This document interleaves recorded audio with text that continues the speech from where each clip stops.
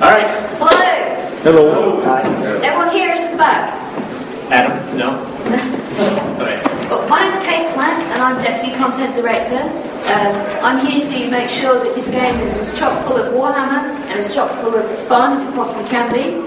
Josh, meanwhile, what are you here to do? I'm still an associate producer, which means that this morning's presentation did not get me fired or demoted. Yet. So we're going to talk to you a little bit more about capital cities. Obviously, this morning we went through sort of a touchy-feely tour of some of the main areas and attractions in those cities, but we really kind of glossed over a lot of the functions and a lot of the systems that are in place. So we're going to get into some of the more nitty-gritty detail in terms of what capital cities have to offer. Apparently, we're not standing on their ones.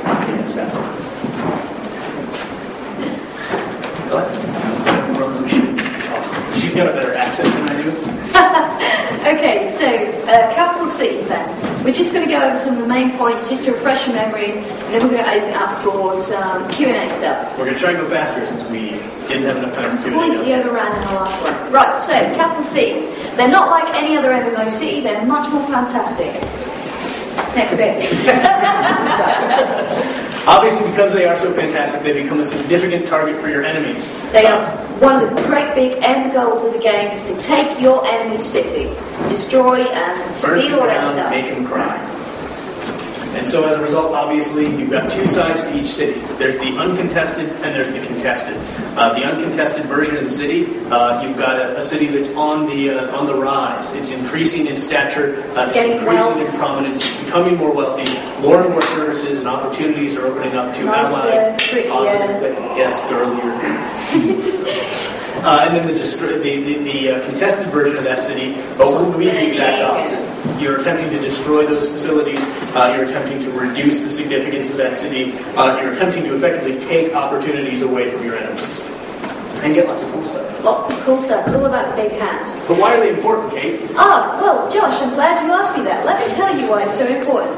So, one of the good things about City, this being a massively multiplayer game, is that these are social hubs.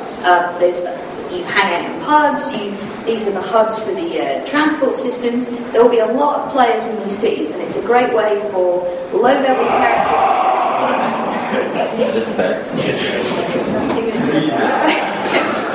It's a great way for low-level characters to meet high-level characters. It's a very important place for guilds to meet up and talk with one another. They're a social hub, putting the multiplayer into the city. A quick example of what we're talking about there, in each of the capital cities, there are structures within the city that are reserved exclusively to the guilds. In Altdorf, for example, there's Sigmar's Hammer, which is this enormous facility on the outside of town that only people that are in guilds can go into. It's like the champagne room for guild leaders. Yes. And so you're in there, and there are special vendors and special things that are available to you. But then up at the top of the building, there's actually like a boardroom that only guild leadership can go into. And so that's where alliances are formed, and that's where deals are struck and so forth. And so the leaders will come back down out of the smoke-filled room and go, all right, we've allied with these people, or they're jackasses, we're leaving. Again, we want it to be the kind of thing you would experience in a real-life city. They're obviously also the focus of endgame RVR and PvE. What we mean by that is that the RVR campaign obviously pushes that fight all the way up to the capital city gates, and then you fight your way inside, you destroy other players, you kill other players, you burn the city to the ground, but there's a lot of PvE content in there as well. Yeah, your enemy city, when you go in there and you do some of the PQs that are in your enemy city, you're getting some of the best loot in the game from those. So if you're a high-level player, you're really going to want to break into the enemy city to get hold of the really cool hat or the awesome sword or the great breastplate or whatever. Breastplate. God, I did it again. They've got utilities, Kate. They do have utilities, Utilities are utilitarian, but they're also one of the core mechanisms that you really need in terms of the operation of the game from day to day. These will be things like banks, vendors, training facilities, locations to basically go about the day-to-day business of an MMO. There are plenty of mechanical reasons for players to go to cities. So, this morning when we were talking, we basically explained that when you think of any great city, you think of a couple of iconic elements of it. When you think of Paris, you think of the Eiffel Tower. When you think of London, you think of Big Ben. What we want is a situation where when people think of our capital cities, they think of iconic, specific, unique, and evocative things that exist only in those capital cities. You can't find them anywhere else in the world. You have to go to the capital city to find them. They're great big landmarks. They help you navigate around. They're aspirational. You want to go there. You want to see them. You want to screenshot yourself next to them. You want your holiday snaps. So here's one we're going to show you this morning. This is from the Inevitable City. This is the Monolith, and it's a great big place of worship to the 4 Chaos Gods, sucking energy up and into the Monolith and out to the Chaos Gods.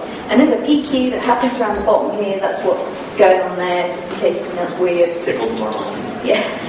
And then the Empire version of that is the Sigmarite Temple here. There's another PQ that happens in the bottom of this. Very interesting PQ. It uses sound and audio as part of its dynamics. It's quite interesting.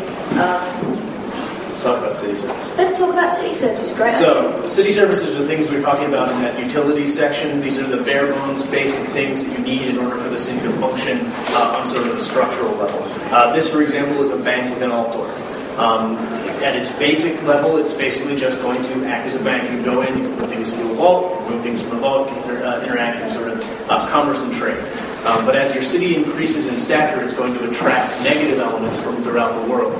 So eventually, you'll be in the bank and you'll be doing your daily banking, and in will come a wave of robbers. And you can, if you choose, help the guards from the city attempt to repel those robbers, and if you do, you'll be rewarded by grateful bankers. Or you can be the kind of person that just sits by while economic calamity goes on. Never mind. I'm thinking about the dollar again. Obviously, things like trainers will exist in the world, so that as you're progressing through your career progression, you're going to have the ability to go into capital cities and update your skill sets, your morale abilities, your tactics, things of that sort of renowned stuff. Global. Of course, you're going to be able to buy cool stuff from your various different types of vendors.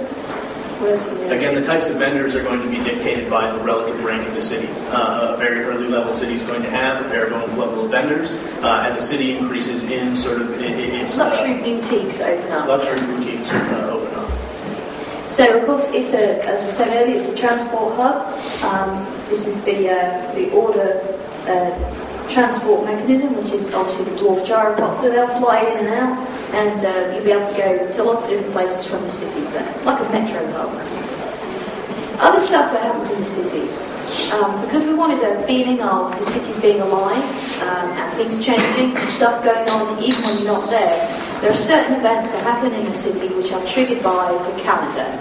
So every game year there are things like the Day of the Dead style festival, we have carnivals come to town, they have great feast days, they have Demon Bide, they have Witching Night, Pie Week, Ranald's Fair, all this different stuff happens. The idea is that when players log in, every now and again they might go, oh man, get to Outdoor, there's something really cool happening, there's a parade, just to make them feel like they're alive and stuff's happening, unpredictable. They're almost dynamic. They are dynamic, George. It's as if these lines were put together with foresight. Anyways. So, city rating is another mechanic, aside from the calendar. This is the concept that the more work you do towards your city, the higher the rating goes, and the better stuff it has in it. It gets more wealthy, it has better guards, it has more quests, it has... scarier things. Scarier things start to open up. You're able to get down streets that you were never able to get down before. Here's a really... sort of bare bones example. Yeah. So your lower ratings, obviously you get peasants with cod pieces and dirty teeth. As you go up in rating, you can see they get a little bit of armour. And then when you're up in rating 5, you can see they've got the cape there and the hat and the feather and all this great stuff. More ornate copies. Yeah, much more. The teeth remain stealthy though. They do remain filthy.